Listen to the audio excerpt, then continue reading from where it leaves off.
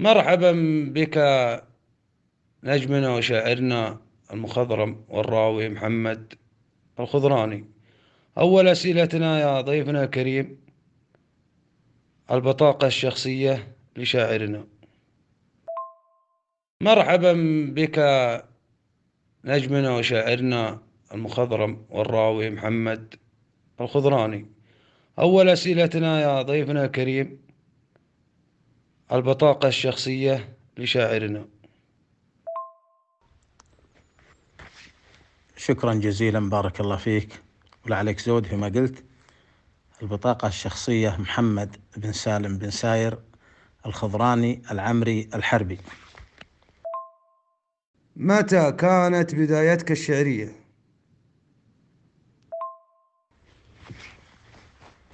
بالنسبة لبداية شعر المحاورة 1415. أين تجد نفسك في شعر المحاورة أو النظم؟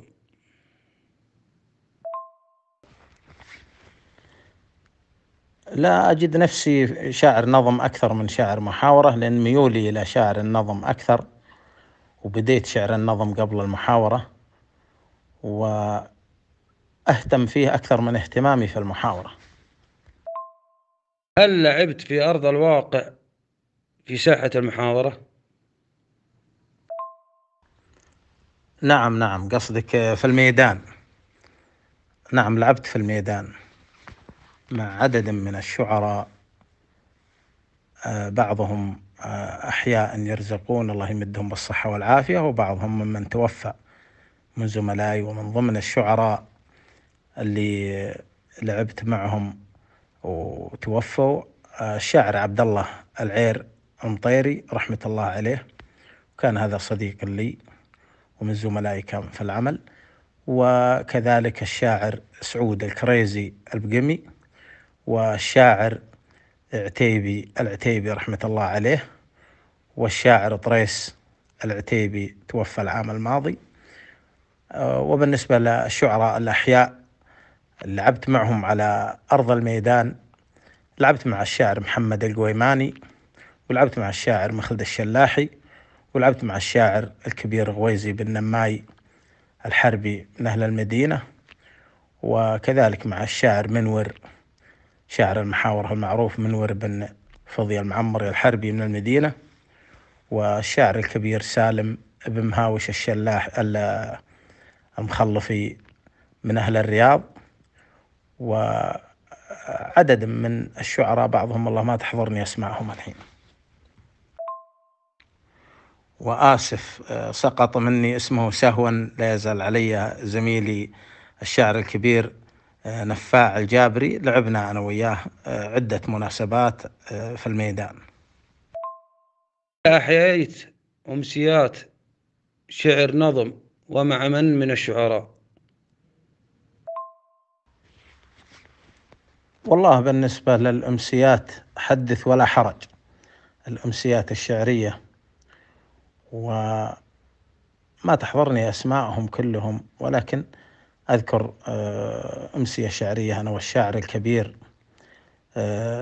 مبارك بن منير العوني، وأنا والشاعر الكبير عيد بن بندور، وأنا والشاعر سماح بن عبد الله المطيري، وأنا والشاعر غويزي بن نماي، وكثير والله من الشعراء، كثير كثير أمسيات أحييناها، لكني ما تحضرني اسمائهم الحين حاليا.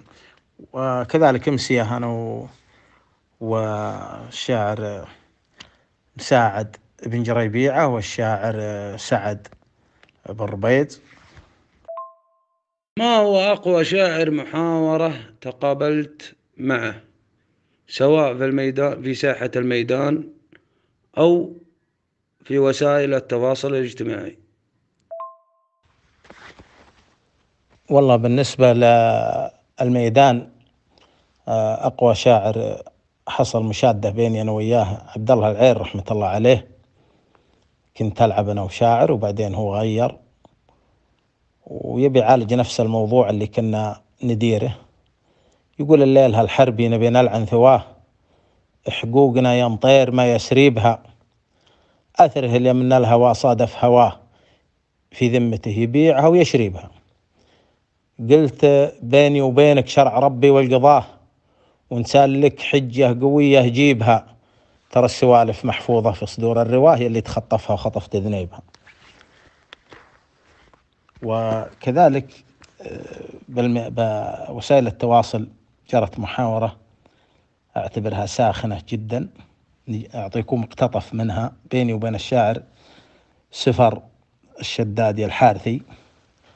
سفر يقول: يا حرب يلي من الحرة ليدنا القصيم، مثل القبايل مذاهبها مجازينها، لكن أنا شفت لي يا حرب شيء عظيم رجال ومدخلين حرب في دينها. قلت يا الحارثي حرب جابوا في الزمان القديم المعجزات الثلاث اللي مسمينها، ولا يلتفت للسقيم إلا عيون السقيم، لا تشعل النار وتلاحق دخاخينها. قال سفر: هذيك المطير لا تكذب وربك عليم، تاخذك حمر النواظر بينها، وإن كان منكم عسى ما يلدن الحريم، سنة محمد تجودها موامينها. قلت أنا حسبنك فهيمة ثرك عود غشيم، دخيل ونويش يا العالم مغنينها، هذاك زيدي بدارك يا الشدادي مقيم، يا مدود الأمة لذاني في كراعينها. الآخر المحاورة محاورة طويلة. ما هو أقوى بيت وجه لك؟ وماذا كان الرد؟ ومن هو صاحب البيت؟ والله أقوى بيت جاني من شاعر لعبت أنا وياه مرة وأنا ما أعرفه. يقول أنا شوف من ضمن المحاورة، يقول أنا شوف طير في السماء لكن قالوا بوم، وأنا أكره البومة وأكره سليبه.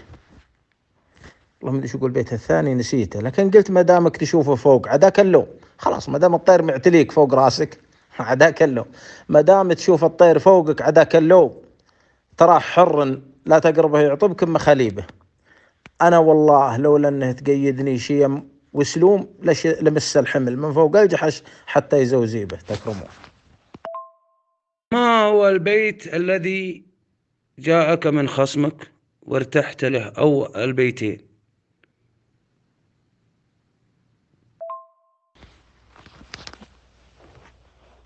والله الشاعر دائما ما يرتاح لبيوت خصمه دائما، لكن أنا الحقيقة جتني بيوت من شاعر ارتحت لها ولا زالت عالقة في ذهني وحافظها، من زميلي الشاعر هلال بن معض النفيعي.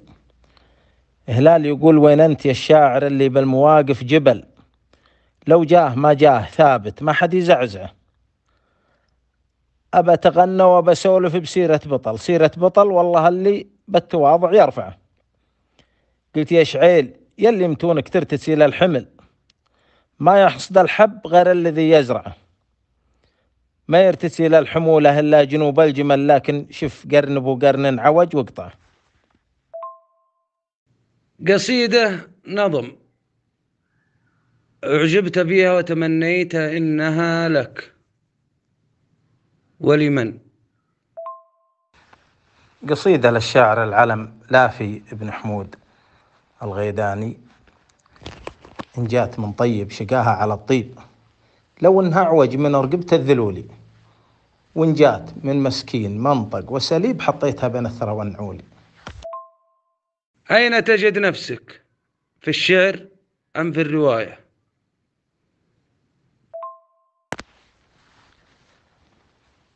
كلهن ولله الحمد أجيد أساليبهن ومتمكن فيهن، لأن الرواية لها أسلوب ولها فلسفة خاصة ما يسردها الواحد، مثل سالفة المجلس لها طريقة خاصة وأسلوب خاص. كلهن ولله الحمد أجيدهن الشعر والرواية. بما أنك متمكن في شعر المحاورة وشعر النظم، مطلوب قصيدة نظم. وما هو البيت الذي تردد دائما من قصايدك وعالق في ذهنك؟ بالنسبة للبيت اللي دائما عالق في ذهني وأردده هو من قصيدة اللي بيني وبين الشاعر الشيخ منصور بن شجاع بن حبيتر. أقول يا ما شربت المر 90 مرة كله علشان الرفيج الموالي، واليوم جمر النار تحتي يكره يبي يولعها بسمر نجلالي. أما القصيدة فبختار لكم قصيدة غناها كثير من الزملاء وأشكرهم عبر هذا المنبر. أقول يا عيد ما شفت لي يا عيد أمانة عند راعيها، لها زمنين بالتحديد عي نصيبي هييها، مددت لين انتهى التمديد واليوم معاد نطريها، من فكها بلا عقال وقيد أحسن له يقول ناسيها، واللي نظامه عكس السيد يهدها وانت تبنيها. بما أن في ملتقى شامخ ألا وهو ملتقى المقترة المحاورة، من وجهة نظرك من هو نجم ملتقى المقترة المحاورة؟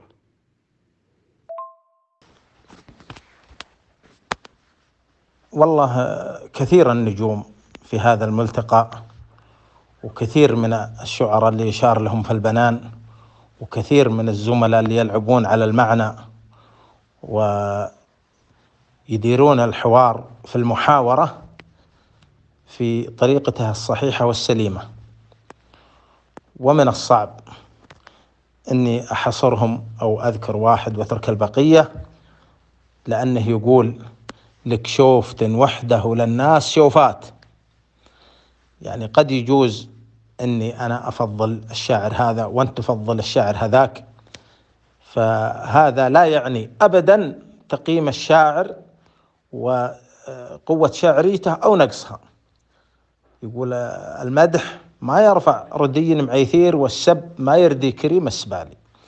الآن في التيك توك وفي المواقع كثير ينالون من شعراء أعلام لهم تاريخ في الساحة، تلقاهم يسبونهم ويسبون بيوتهم ويهزلون فيهم. هل هذا نقص في شعرهم أو ينقص منهم؟ أبدا والله، لا المدح رافعنا الشاعر ولا السب ناقصنا الشاعر. هذه إجابة دبلوماسية، وحنا عنوان لقائنا الصراحة، والصراحة لا تزعل أحد. يا سيدي الكريم، نحتاج منك اسم واحد فقط لو تكرمت في هذا الملتقى. وأنتم لأنكم تحتاجون الصراحة أنا جاوبتكم بالصراحة، هذه الصراحة، صارحتكم أنا في الصراحة، وهذا هو الصحيح. يعني بإمكان أي واحد يطلق كلمات جزافة، فلان شاعر، فلان ما هو شاعر، فلان كذا، ولكن هذا ليس عدل وليس تمييز وليس نابع من معرفة اللي يقول الكلام هذا. فكلهم نجوم ونحترمهم، والشعراء عندنا في هالملتقى جامعين الشعر والرجولة والأخلاق الطيبة والخوة والدين والمذهب والمسمت، والله يعجز اللسان عن توصيفهم. وكذلك نشكر مؤسس الملتقى هلال النفيعي على اختيار هذه النخبة المباركة. يعني ما يحس الواحد أنه عند أحد من مناطق مختلفة، طبعا ما عندنا غريب ولله الحمد، الغريب الأجنبي، ولكن احنا كلنا دول الخليج أسرة واحدة. يحس الواحد أنه بين إخوانه أبدا، ويمون على الواحد زي ما يمون على أخوه. اعتبرها إجابة دبلوماسية. الآن أسئلة زملائك أعضاء ملتقى المغترة المحاورة. الشاعر فهيد الرويس يقول: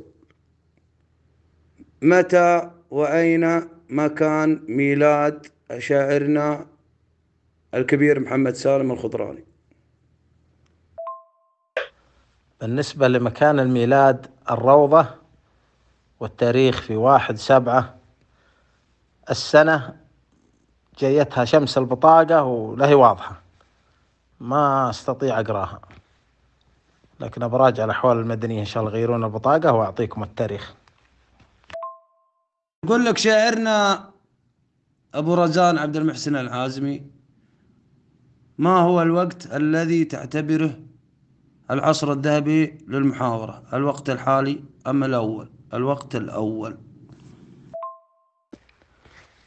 شكرا لك وشكرا لأخوي الشاعر عبد المحسن العازمي على طرح هذا السؤال. العصر الذهبي للمحاورة من عام 1400 إلى عام 1415. هذا هو العصر الذهبي اللي كان فيه تجديد في الطواريق، في الأساليب، في اختيار المعاني. بعد 1415 كله تدور نفس الحلقة، نفس الحلقات تدور. يعني لو تتبعت محاورة الحفلة الليلة لقيتها نفس موضوع اللي قبل البارحة واللي قبله واللي قبله، لكنه مع تغيير القافية وتغيير اللحن بس. أما من 1400 إلى 1415 هذه هي الفترة الذهبية للمحاورة، واللي كان فيها إبداعات وفيها أساليب ما كانت يجيبونها الشعراء اللي قبل 1400 ولا جابوا أفضل منها اللي بعد. سؤال من زميلنا وشاعرنا فهد الحبابي: أين البرهان القاطع في البيت الذي يحمل معنى والبيت الذي لا يحمل معنى؟ وهل من الممكن أن تعطينا أمثلة في كلا البيتين؟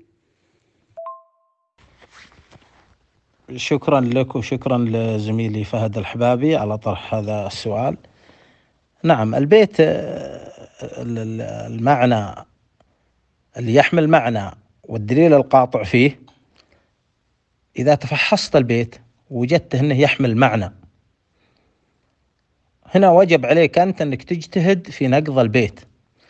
أما إذا كان بيت عادي أجوف، أو بيت معناه سطحي، هذا ما تهتم فيه كثر ما تهتم في البيت إذا جاك فيه معنى يخصك أو يخص قبيلتك. هنا تقف على رجل قدام البيت هذا، مثل بيت الحارثي بمحاورتي أنا وياه اللي ذكرت لكم، يوم يقول: إن كان منكم عسى ما يلدن الحريم، سنة محمد تجودها موامينها. هنا البيت عميق، هنا البيت عميق ويحمل معنى ثقيل. جاء النقض يقول: هذاك زيدي بدارك يشدادي مقيم، يا مدود لما لذاني فكر عينها. فالبيت لازم إذا جاك ثقيل أنك تشغل حواسك كلها معه. سؤال من أخونا عبد المحسن مرة أخرى: ما هو رأي شاعرنا في الذين يصدرون أنفسهم نقاد في وسائل التواصل الاجتماعي، سواء في تويتر أو في التيك توك أو في الواتساب أو ما شابه ذلك؟ شكرا لك، شكرا لأخوي الشاعر عبد المحسن العازمي على هذا السؤال.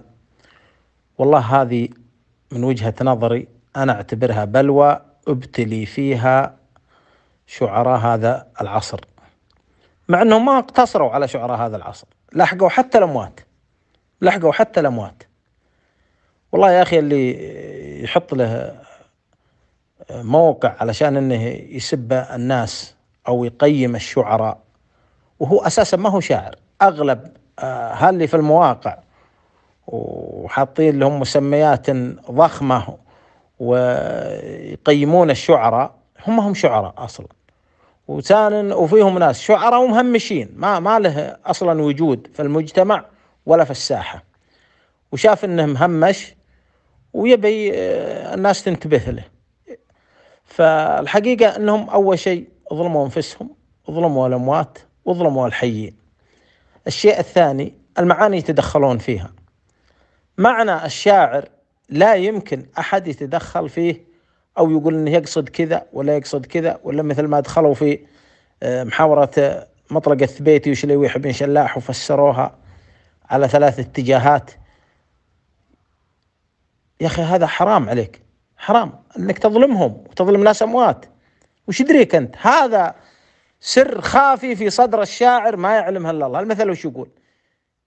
يقول المعنى بصدر الشاعر، ما يعلمه غير الله سبحانه وتعالى، ولا يمكن أحد يجزم في المعنى. حتى الشعراء اللي يلعبون مع بعضهم في المحاورة، بعضهم أنا قابلته وناقشته قال أنا أرد على اتجاه البيت لكني ما أجزم بمعنى البيت أنه يقصد الشيء الفلاني تحديدا.